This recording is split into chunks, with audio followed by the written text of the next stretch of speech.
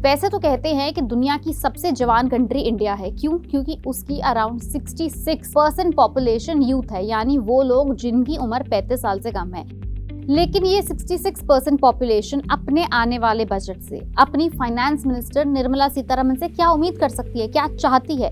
ये हैं उनकी वो टॉप 5 उम्मीदें या ये वो टॉप 5 चेंजेस जो वो इस बजट में अपने फायदे के लिए देखने चाहते हैं। नंबर 1, सेक्शन 80C की लिमिट बढ़ाना।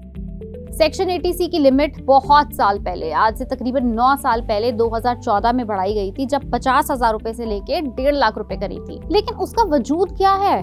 इसकी रेलेवेंस ही इतना बड़ा क्वेश्चन बन के रह गई है, क्योंकि आपने उसे 50,000 से 1.5 लाख कर दिया, समझ आता है। लेकिन क्या 1.5 लाख रुपए काफी हैं? और वो भी ये नहीं कि किसी एक चीज की रिबेट में 1.5 लाख, उसमें आपने डाल दिए 15 चीजें।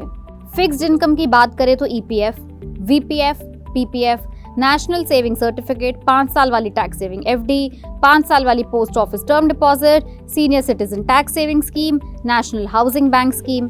उसके अलावा मार्केट लिंक्ड स्कीम भी तो है, जैसे ULIP, ELSS, NPS, अटल पेंशन योजना, LIC।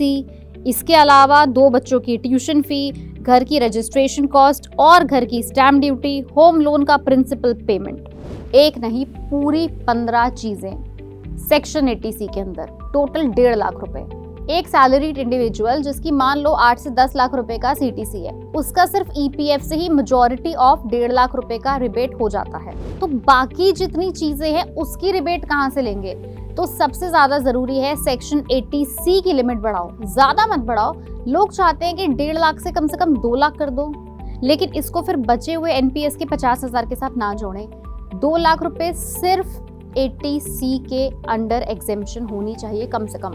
चाहोगे तो वैसे 2.5 लाख भी आप कर सकते हो। दूसरी सबसे बड़ी डिमांड है बेसिक एग्जेम्पशन की लिमिट बढ़ाना, बेसिक टैक्स स्लैब बढ़ाना। 2.5 लाख रुपए तक की तनख्वाह पे कोई टैक्स नहीं लगता। 2.5 लाख से 5 लाख रुपए की जो इनकम है उसके ऊपर 5% लगता है, बट वो भी आप सेक्शन 87A के अंडर रिबेट ले लेते हो। टैक्स आपका शुरू होता है 5 लाख रुपए की तनख्वाह के ऊपर।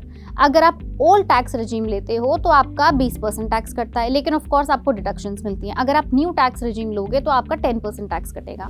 लेकिन 5 लाख रुपए की कोई सैलरी भी सैलरी होती है, मतलब इतने सारे लोग हैं, 66% ऑफ पॉपुलेशन, उसके अंदर कितने ज्यादा लोगों की 5 लाख रुपए से ज्यादा तनख्वाह होगी? 5 लाख रुपए सैलरी ऑलरेडी काफी कम है। मतलब मान लो 40,000 रुपए महीने का आपकी तनख्वाह है, वो भी अभी डिडक्ट नहीं करी है, 40 इन टोटल है।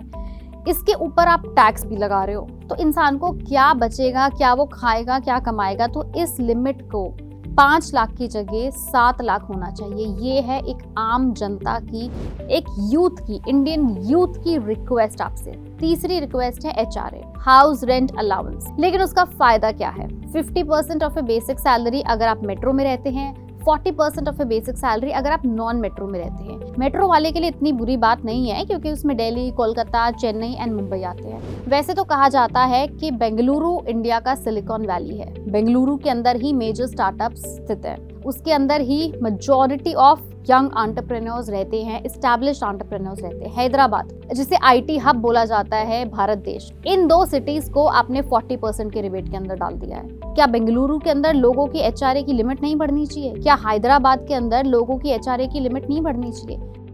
तो लोगों की मांग है कि आपने जो मेट्रो एंड नॉन मेट्रो के अंदर डाइवर्सिफिकेशन करा है, तो मेट्रो के अंदर और भी इमर्जिंग सिटीज जो ऑलरेडी एस्टैब्लिश हो गई हैं उनके नाम ऐड कर दिए जाएं, क्योंकि इनकी कॉस्ट ऑफ लिविंग बहुत हाई है, इनका रेंट बहुत हाई है। अगर आप देखोगे तो बेंगलुरु में और हैदराबाद में महीने का एवरेज रेंट एक 2-3 बेडरूम अपार्टमेंट का 30,000, 40,000, 50,000, 60,000 तक जाता है।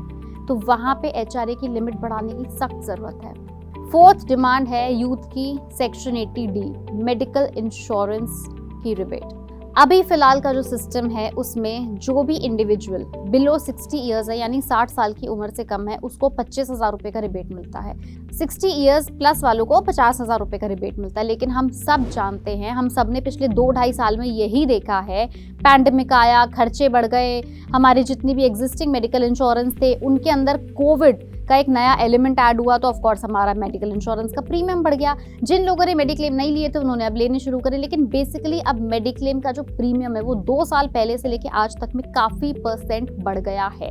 अगर हमारे मेडिक्लेम का प्रीमियम बढ़ रहा है तो उसके ऊपर मिलने वाला रिबेट क्यों नहीं बढ़ रहा है? सिर्फ 25,000 रुपए का रिबेट, जिसमें आप सेल्फ स्पाउस यानी कि आपका पार्टनर, आपके डिपेंडेंट बच्चे और आपके डिपेंडेंट पेरेंट्स, इन सब के लिए ये अमाउंट काफी कम पड़ता है। इसलिए यूथ चाहती है, इंडिया की यंग पॉपुलेशन चाहती है कि आप मेडिकल एक्सपेंसेस का जो रिबेट है उसको बिलो 60 वालों के लिए 25 से 50,000 करें और 60 प्लस वालों के लिए 50 से 75,000 करें। कोई बहुत बड़ा अमाउंट नहीं है, लेकिन इससे लोगों को बहुत राहत जरूर मिलेगी। यूथ की और आपकी 66% पॉपुलेशन की फिफ्थ एंड लास्ट डिमांड है जो सैलरीड एम्प्लॉयज है, वो ये है कि आप ग्रेच्युटी के ऊपर से टैक्स हटा दो। नॉन गवर्नमेंट एम्प्लॉयज को देना पड़ता है इसके ऊपर टैक्स, ग्रेच्युटी टैक्सेबल होती है, लेकिन गवर्नमेंट एम्प्लॉयज चाहे सेंटर है, चाहे स्टेट है, चाहे लोकल अथॉरिटीज है, इनके ऊपर कोई टैक्स नहीं लगता। माना कि आपने ग्रेच्युटी की लिमिट को 10 लाख से 20 लाख करा, लेकिन ग्रेच्युटी के ऊपर तो कायदे में टैक्स लगना ही नहीं चाहिए। वो तो एक बोनस है जो हमें हमारा एम्प्लॉयर यानी कि कंपनी हमें अपनी कंपनी से जुड़े रहने के ऊपर दे रही है, उसके ऊपर भी टैक्स लगना सरासर गलत है। इसको टैक्स फ्री कर दिया जाए। यही वो 5 डिमांड्स हैं, यही वो 5 रिक्वेस्ट हैं जो एक सैलरीड इंडिविजुअल, एक सैलरीड एम्प्लॉय अपने फाइनेंस मिनिस्टर से और अपने आने वाले बजट से एक्सपेक्ट करता है।